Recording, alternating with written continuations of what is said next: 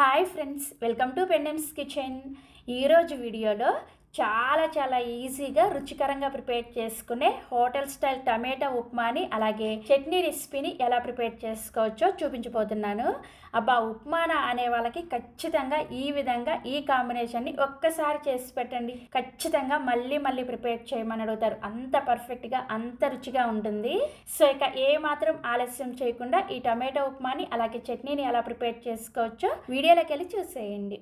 First మనం చట్నీని prepare చేసేసుకుందాము. చట్నీని ప్రిపేర్ చేసి పెట్టేసుకున్నామంటే వేడిగా ఉప్మాని ప్రిపేర్ చేసేసుకోవచ్చు. చట్నీని ప్రిపేర్ చేసుకోవడం కోసం మిక్సీ జార్లోకి 1 కప్పు పచ్చి కొబ్బరి ముక్కల్ని వేసుకోండి. నెక్స్ట్ ఇందులోకి అదే కప్పుతోటి 1/2 కప్పు పుట్నాల పప్పుని వేసుకోండి.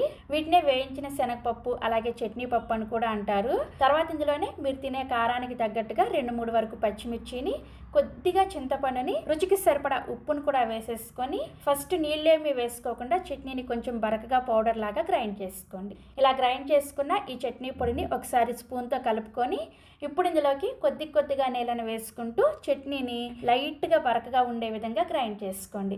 మనం గ్రైండర్లో వేస్తే చట్నీ ఏ విధంగా అయితే గ్రైండ్ అవుతుందో ఆ విధంగా గ్రైండ్ చేసుకోవాలి.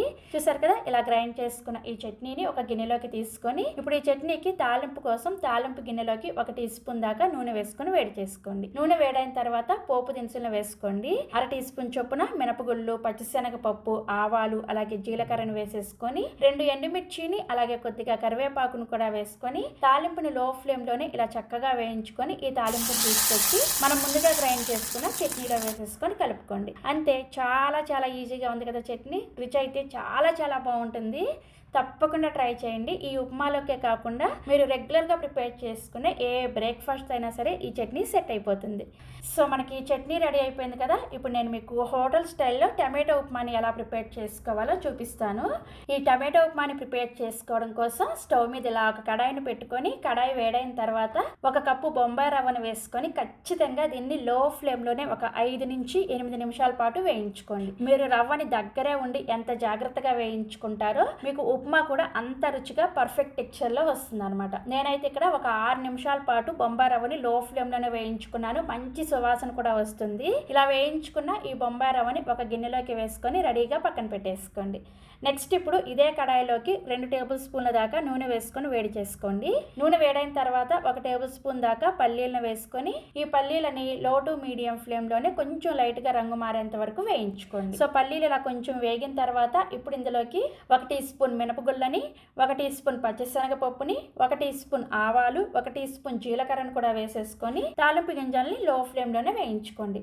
తాలింపు గింజలు కూడా వేగిన తర్వాత ఇందులోకి ఒక 10 నుంచి 15 వరకు జీడిపప్పులను కూడా వేసేసుకొని జీడిపప్పును కూడా లైట్గా రంగు మారేంత వరకు వేయించుకోండి. ఇవన్నీ కూడా ఇలా చక్కగా వేగిన తర్వాత ఇప్పుడు ఇందులోకి 1 ఇంచు దాకా అల్లం ముక్కను తీసుకొని పైన తొక్క తీసేసి ఇలా చిన్న ముక్కలుగా కట్ చేసుకొని వేసుకోండి. అలాగే 1 లేదా 2 పచ్చిమిర్చిని కూడా ఇలా చిన్న ముక్కలుగా కట్ చేసుకొని వేసుకోండి. ఇందులోనే ఒక మీడియం సైజు ఉల్లిపాయను కూడా చిన్న ముక్కలుగా కట్ చేసుకొని వేసుకొని కొద్దిగా కరివేపాకును కూడా వేసేసుకొని ఈ ఉల్లిపాయ ముక్కలు కొంచెం మెత్తబడేంత వరకు మీడియం ఫ్లేమ్లో వేయించుకోండి. ఈ ఉప్మా కోసం ఉల్లిపాయలు అస్సలు రంగు మారకూడదు, జస్ట్ కొంచెం మెత్తబడితే సరిపోతుంది అనమాట.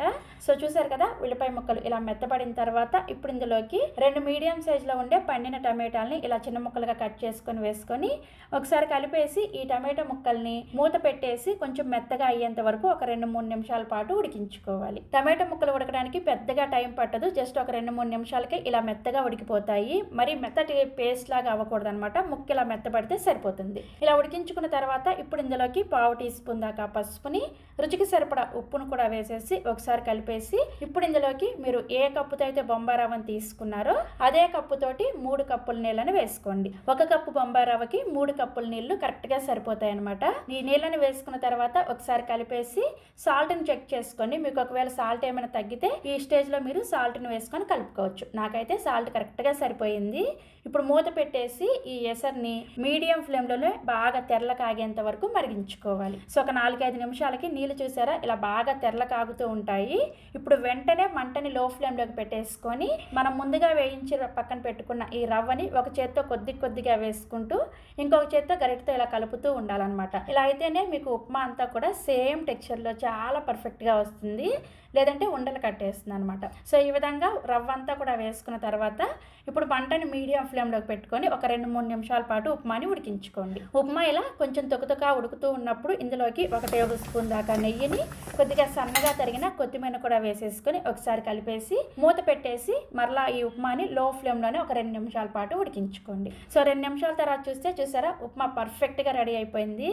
చాలా ఈజీగా రుచిగా మనం హోటల్ స్టైల్ ఉప్మాని ఇంట్లోనే ప్రిపేర్ చేసుకోవచ్చు. ఇలా ప్రిపేర్ చేసిన ఉప్మాని నేనైతే ఇక్కడ గిన్నెలో పెట్టుకొని ఈ విధంగా సర్వ్ చేసుకున్నాను. ఇలా సర్వ్ చేసుకున్న ఉప్మాని చక్కగా మనం ప్రిపేర్ చేసిన ఈ హోటల్ చట్నీతో సర్వ్ చేసుకోండి. చాలా రుచిగా ఉంటుంది. తప్పకుండా ట్రై చేయండి. ట్రై చేసి టేస్ట్ చేసిన తర్వాత మీ ఫీడ్బ్యాక్ని నాతో షేర్ చేసుకోవడం అస్సలు మర్చిపోకండి. అలాగే మరిన్ని రెసిపీస్ కోసం వెంటనే మన పెండెమ్స్ కిచెన్ని సబ్స్క్రైబ్ చేసేసుకోండి. Thank you.